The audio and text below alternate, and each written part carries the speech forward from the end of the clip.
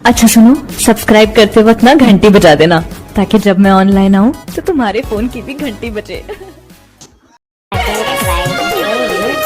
Music by Rakesh Mithun brother. कबो न प्यारे करब खाता हनी कसम, दिल पे कदे निकाल के अपरे संग। कबो न प्यारे करब खाता हनी कसम, दिल पे कदे निकाल के अपरे संग। भरले निफे भरला अपन करे जा, भरले निफे भरला अपन करे जा। रखल बानी हम कर के ले मिले सब, कबो न प्यार करब खाता नी कसम, दिल ठका दे निकाल के अपने संग। कबो न प्यार करब खाता नी कसम, दिल ठका दे निकाल के अपने संग। Mix by happy digital recording studio Chanpatia.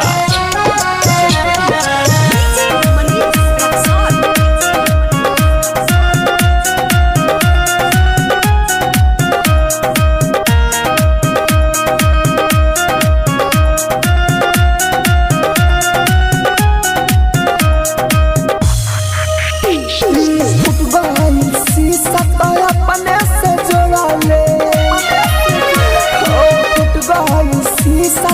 अपने से जोड़ा ले। देखो बिना चेहरा अखियों हम फोड़ा ले,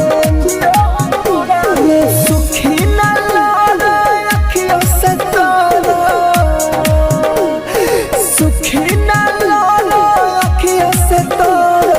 कामो न करी जाके इंजेक्शन, कबो न प्यार करब खाता नी कसम, दिल पे कदे निकाल के अपने संग।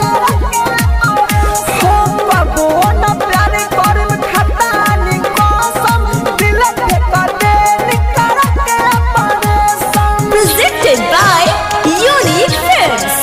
Unique Films. Unique Films.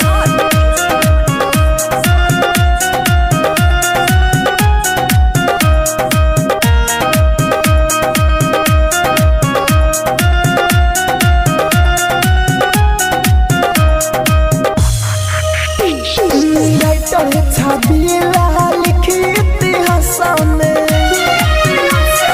Writer Chhabila लिखी इतिहास में।